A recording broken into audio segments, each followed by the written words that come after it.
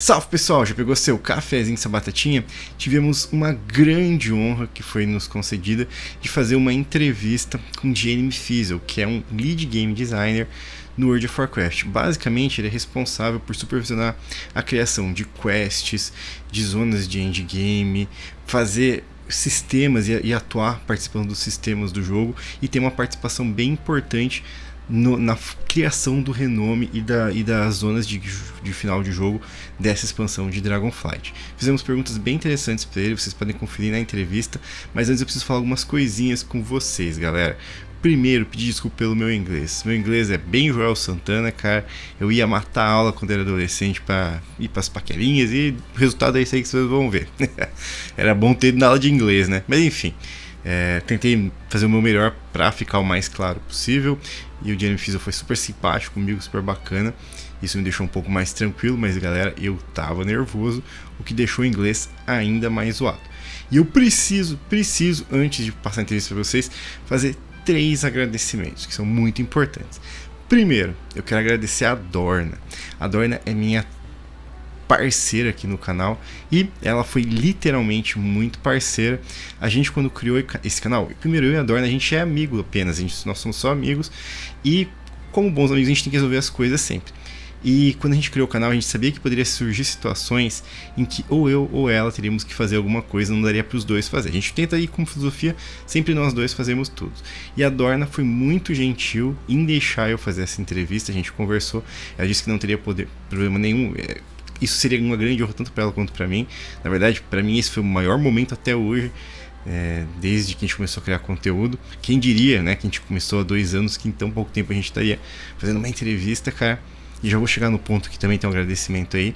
Mas brigadão, Dorna, a próxima é tua quando rolar, pode ficar tranquilo. Você foi parceira demais, foi gentil demais comigo, porque eu queria muito fazer isso. O inglês dela é bem melhor que o meu, então seria até mais correto ela ter feito, mas valeu demais, Dorna.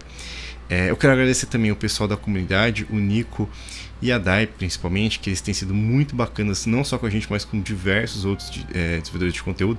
Eu não sei como era antes, eu não gerava conteúdo antes, a gente escuta as coisas, mas como eu não faço a menor ideia, não vou ficar falando aqui. Mas o que eu posso dizer é que a percepção que eu tenho é que a galera da comunidade aqui no Brasil está ajudando demais a gente. Eles estão sendo muito parceiros e agradeço demais eles também. E eu quero agradecer mais importante de tudo, que é você, cara, você.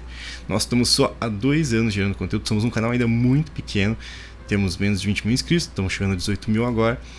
Mas mesmo assim a gente conseguiu fazer essa entrevista, e claro, vamos ser realistas aqui, a gente só conseguiu fazer essa entrevista porque o nosso canal está adquirindo uma certa relevância.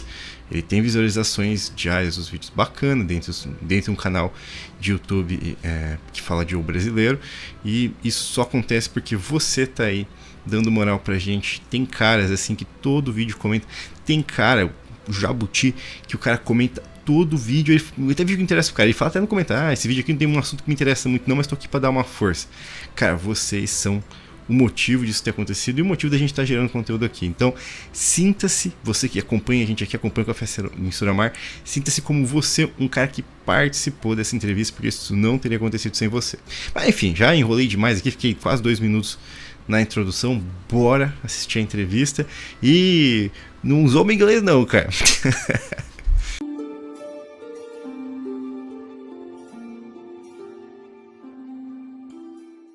So, hello everyone. I'm Nicholas. I'm the community manager for Blizzard across franchise in Latin America. Nice to meet you, Jeremy. Aramis I already known from earlier, and this is Biblos from Café Suramar, one of the most creative channels that I know of in Brazil for World of Warcraft. So, bet he got plenty of great questions. So basically, Biblos, if you want to introduce yourself and start with your first question, or the floor is yours, man. Okay, thank you, Nico. Hello, Jeremy. My nickname is Biblos. I'm from Café em Suramar. That's a translation of coffee at Suramar in Portuguese. We develop content for YouTube in Brazil. First, I would like to say sorry for my English. It's far from perfect, but I will try to make myself clear. And thank you for giving us the opportunity to ask you some questions. It's the biggest honor we could have. And thank the Brazilian managers, Nico and I, for giving us this opportunity. So can I make you the first question? For sure. It's nice to meet you. Just as I'll give you a quick introduction, I'm the associate game director here on WoW, and I mainly oversee quest and content and level design. So that's a lot of the overworld and all that stuff, and sort of how we build cultures and creatures and all that good stuff. Okay, so Jeremy, my first question is about the team philosophy of development. We could see some changes in the last years, particularly after Shadowlands, that you guys try to change a little bit from doing systems that go away after expansion for systems that are they stay after the season ends, and especially about outs, we've seen some changes that made the expansion and the game a little bit more out friendly. We can see this right now at the game with the pre-patch game that we can farm the coins with our main character and pass to the outs. So is this something that is moving forward along Dragonflight, and even after another expansion? Can we expect this to be something that will keep continuing? For sure. Like you mentioned, I think you saw an evolution of some of the WoW, especially alt friendliness philosophies through the 9.15 timeframe, and we're going to continue working on those moving forward. That's something that got really, strong positive interactions, and we want to be sort of part and parcel of the World of Warcraft endgame activities nowadays. We focused pretty heavily on the alt experience of how that ends up playing out with all of the different renowns that we have in Dragonflight. So as you unlock various different renown levels, it'll automatically speed up the renown gain on your alts. A number of the different renowned activities, as soon as you unlock them, are also unlocked for your alts, which makes this whole, big sandbox of things to do if you're leveling up at alt. So I think you can see that quite a number of our alt friendliness philosophies are carrying forward as a core philosophy of World of Warcraft nowadays. In addition to that, the Dragonriding system, which is our brand new mount system, of course, lives within the mount system, which is itself an account-wide thing. So it felt natural for a ton of that to also be alt-friendly. All the customizations that you're unlocking are all unlocked for your alts. All the Dragonriding activities, you can do dragon races on any of your alts. It was really something that we had an eye towards throughout all of, a Dragonflight development. And I think quite a few of the different learnings of the Shadowlands patches you're going to see carried forward into Dragonflight, including things like, hey, remixing the Mythic Plus season in Season 4 we thought was pretty successful. So you'll see a brand new remix of the dungeons coming out in Dragonflight as well. We want to continue evolving World of Warcraft and sort of driving things forward, and I think that the Shadowlands patches, just like I was saying, you're going to see a number of those elements carry forward into Dragonflight directly. That's really cool to hear. Can we expect account-wide achievements in the future? Is this something we can hope for? We're going to be continuing to look at the account-wide of our various different systems, just like Dragonflight is sort of an evolution on what we started with in Shadowlands. Where should we evolve the system into the future? As players continue running into pain points in the game systems, please let us know, because just like we did with Dragonflight, we'd like to continue evolving this throughout our Dragonflight patches.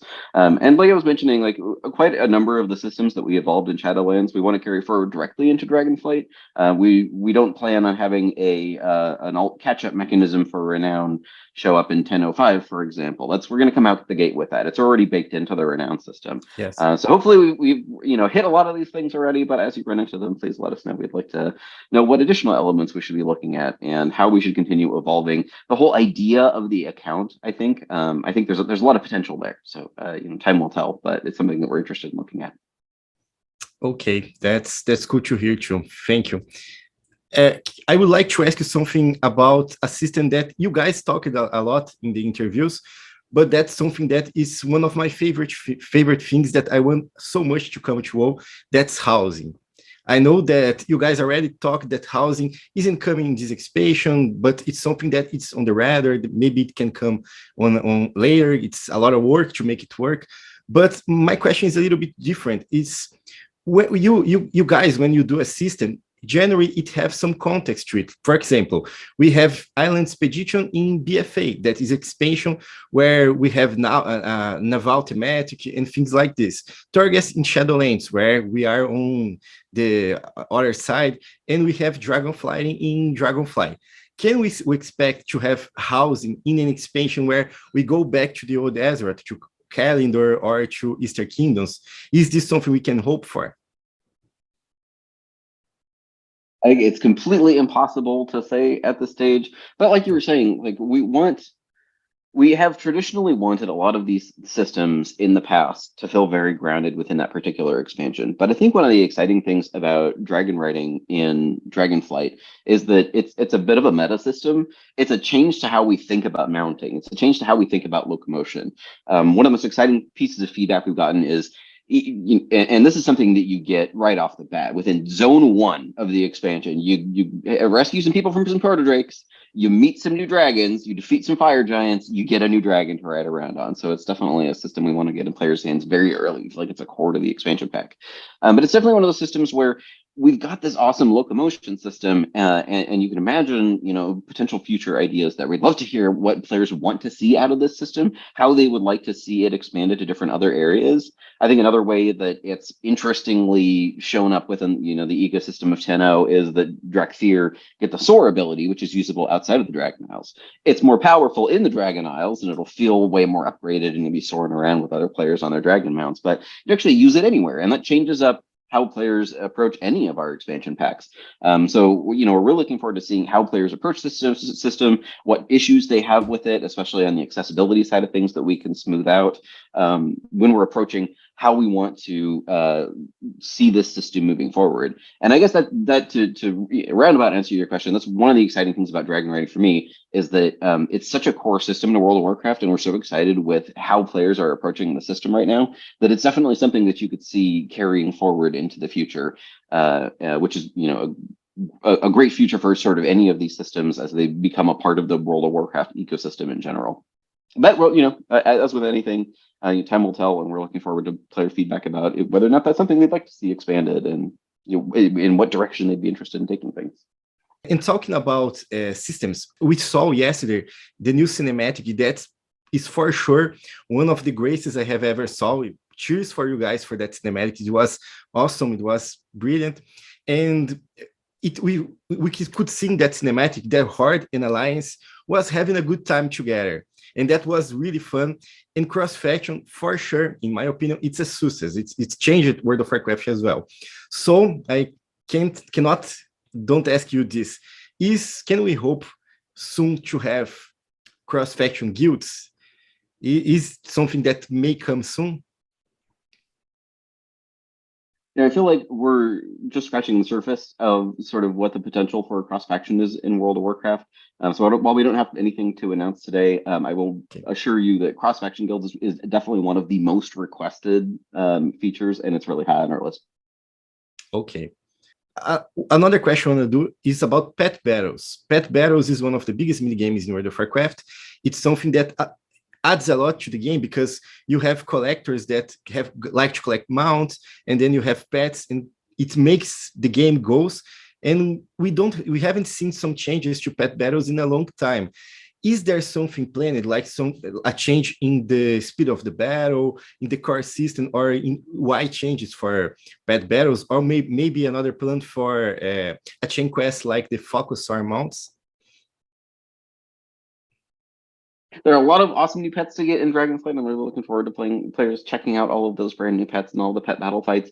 And then, we have a lot of ideas for where we want to take pet battles. It's definitely one of those evergreen spaces of World of Warcraft that keeps getting added to over time. And now there's no limit to your pet battle journal. You can get as many pets as you want, and we're able to get pets from a variety of different sources. So I think it's something we want to continue adding to, and we have, some resources dedicated to it that are interested in finding ways to especially make it easier for players to onboard and really get into the system. Right now, you have to do it through a kind of a roundabout way. And the actual real right way to run the system is you go and get the right pet, and then you go level it to 25 in your garrison. That's all a process that we want to change to be faster, easier, smoother, and way easier for players to get into. So it's something that we're looking at. We don't have anything to announce quite today, but it's on our list of interests for the near future. Yep. Okay, cool to hear. Thank you, Jeremy. Darkmoon Faire is another system. A lot of casual players like to go to have mini games, and we have some addition recently. We had the dancing mini game that's pretty cool, by the way. But is there something planned, or can we hope to see more things coming for Darkmoon Faire? We're definitely interested in exploring advancements to, quite a bit of elements of our holiday system. We think that that's something that players still really enjoy. So, expect some future announcements there. Nothing to announce today, but they're definitely one of those aspects of World of Warcraft that we know there's like major player interest in, and we're always looking for opportunities there, and we have some pretty cool ideas. So TBD.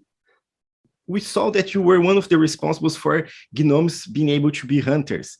And that's fun because today we have an expansion of this thing. We have like rogue taurens, arc priests. Can we hope to see undead paladins in the future, or this is too much?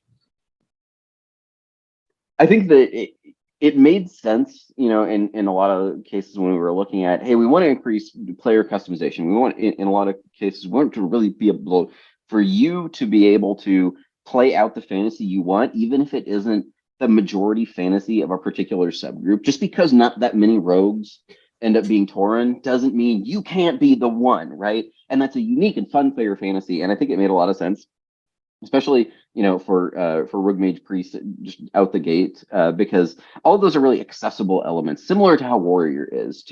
Any rogue can really go out and pick up some daggers, and then head over to take the Zeppelin over to Orgrimmar and learn how to be a rogue, and that's awesome. You can see how that fantasy makes sense. I think as we're looking into the future, where we're going to be looking at, especially for the really lore heavy races, is there feels like there needs to be a tie, right? You can't just plop in goblin druids and say, I mean, it'd be funny, it'd be cool, and have that just make sense, because they're so steeped in the lore. They come from a space of ancient tradition, right? And there's whole books written about Malfurion and his history, and Cenarius, etc. The Emerald Dream is a whole space that I think we want to make sure that there's extra care taken for any of those elements where we're really introducing major new lore chunks, that we do it right. So never say never.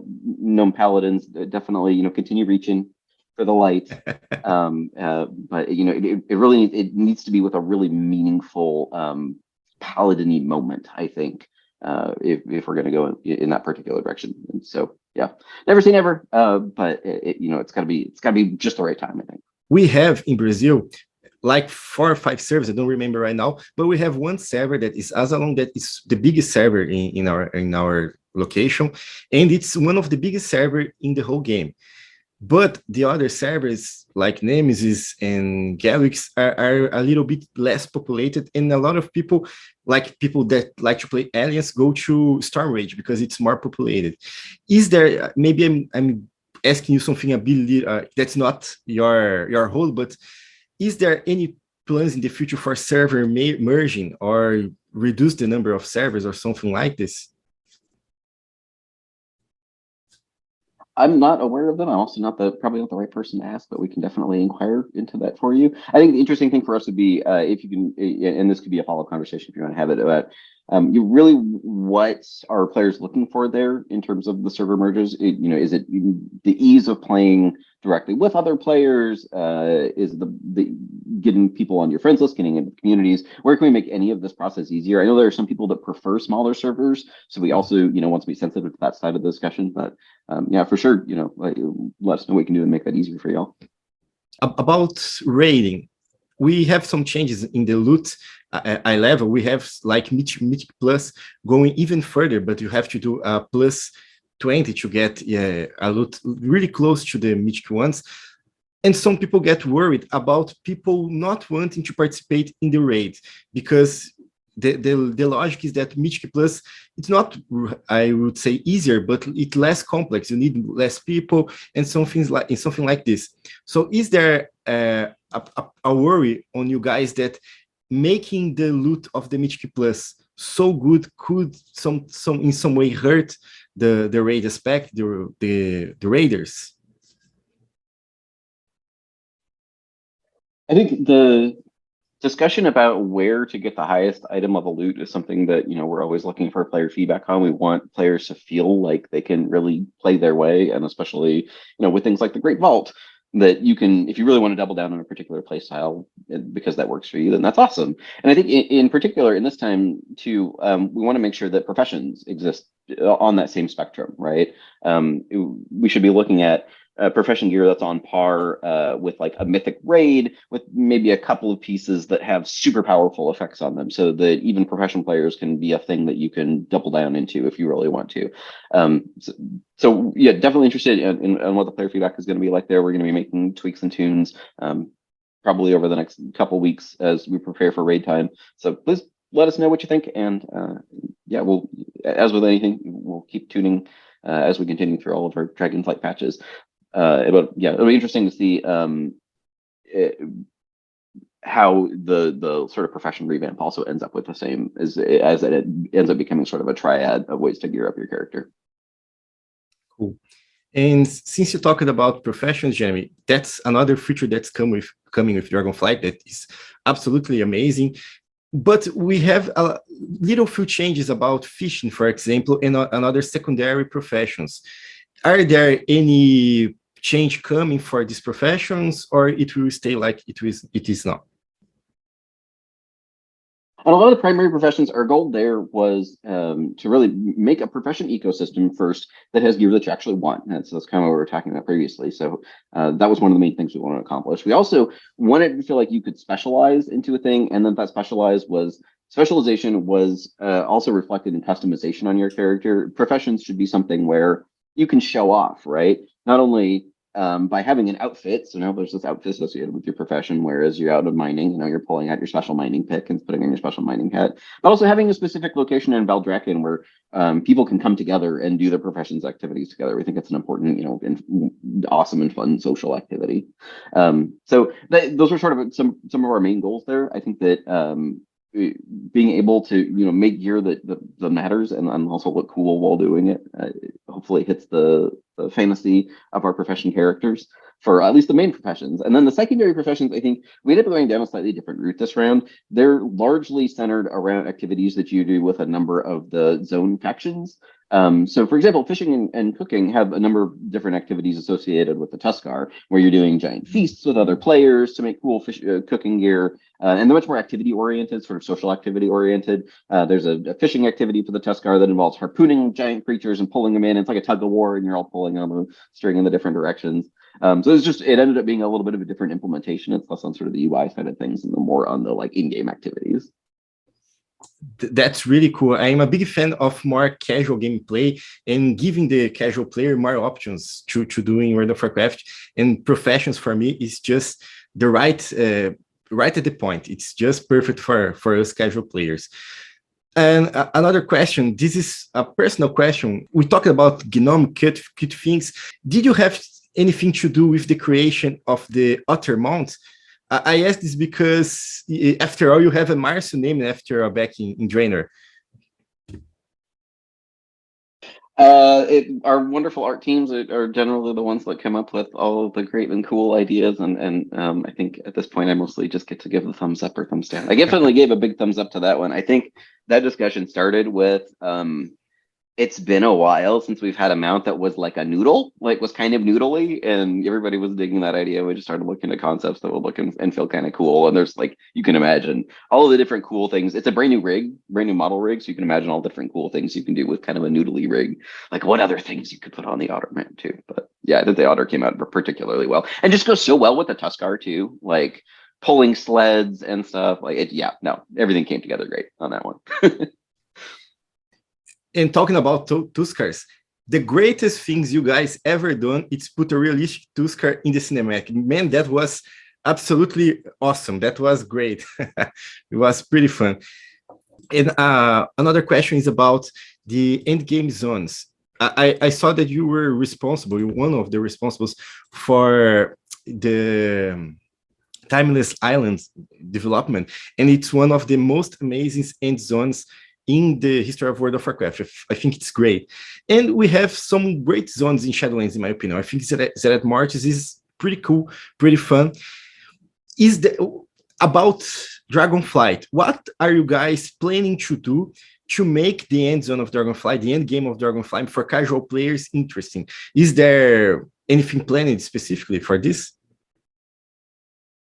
We were discussing how we really wanted to evolve the max level sandbox for players in Dragonflight. It was funny. Did you mention Timeless Isle? Because we discussed that in a number of different cases. We also went back to some of our original design documentation. This is funny. We had a lead quest designer that had this sitting around on a hard drive somewhere for the factions that we made back in Mists of Pandaria, like this ancient design document that was pretty well filled out and everything, but very like, a Microsoft Word from many years ago. And it delved really deeply. And one of the things that we really glommed onto was into activities that were specific to each individual faction. That the tillers were all about tilling, and you saw that in all the different cooking quests that we were able to create for them. So when we approached our end game for Dragonflight, it was with that lens of let's focus on factions and make each faction that has a major renown associated with it feel like it's heavily thematic. If you want to progress your character, you can do a variety of different faction activities. Really, the wrapper is do just about anything that you want anywhere across, all of these different factions any week. But if you want to specialize in a particular faction because you like that gameplay, then you can. And that was one of the ways we, wanted you and all of your alts to be able to have the opportunity to sort of play the sandbox how you wanted to. In addition to that, we wanted each of those faction activities to feel really heavily thematic, focused around things that faction would do. If you're doing stuff for the Tuskar, you're doing fishing and you're doing feasts. If you're doing stuff for the Centaur, you're galloping across the plains and you're hunting down these giant creatures. If you're doing things for the Dragon Scale expedition, you're climbing walls into secret caves and you're cataloging cool-looking ducks. So we really centered each of those faction activities around a theme, around the tone of those specific factions, which is, harkens back to some of our design philosophies, but it really focuses us also in creating faction-specific gameplay where we can go deep on individual gameplay elements. There's a ton of different dragon racing races all across the world that can, test your level of skill. You can have depth and mastery to how you're climbing all the different climbing puzzles in the game. So I think you're going to see an evolution of basically the end-game sandbox in Dragonflight, where there's just a wide variety of things for you to do, and there's like sort of brand new and interesting gameplay sort of layered on top of everything, and a lot of little mini tech trees and different ways for you to progress your character. So we've really thought about that player and how they're going to progress in the end game. You can almost look at Zareth Mortis and where we ended up there with just a ton of things for you to do, but also this really cool tech tree and a pet associated with it as an evolution of our sandbox that we took and tried to apply to basically 4 different locations here. We're always looking for opportunities for that player to also be able to gain higher item level gear. You may get a jackpot in your weekly item level cache that gives you a whole bunch of gold or an extra high item level item. So we want that player to also have additional new and interesting ways to be rewarded for playing in our sandbox as well. Jeremy, do you mind if I ask you what's your favorite Dragonflight? Like main flight color? I think I'm a blue dragon because I've always been into like the mystery and the magic, and I main a mage. And I think with my outfit, it'll probably go best with a blue. I'm probably gonna go with like the traditional Drake looking one because I'm a high class mage. I have my Netherwind on and everything, and I think that'll probably match the best. And I like the traditional sleek Drake. I know like some people really like the brand new proto Drake, the Dragonriding Drake. Like you can get 4 different rigs, and one of them looks like a traditional proto dragon. You can change up the beak to be this giant parrot beak and stuff like that. You can have a lot of fun with them. I think I'm gonna go pretty classic on my character though. I'm a classic character. A lot of people love the director, love the race, but they want to play as a director tank. I know that's something I've talked a lot, but is there hope that one day, I will not say to have evoker that can tank, but that director can be warrior in another melee class? I think we're out of time for today, but I'm going to take that feedback and your excitement to play additional director stuff back to the crew, and we'll let you know in the future. That would be pretty cool. That would be pretty cool. So, and thanks for all your questions today, man. It was great talking to you. Thank you a lot, Jeremy. Thank you a lot, Blues. Thank you a lot, Aramis.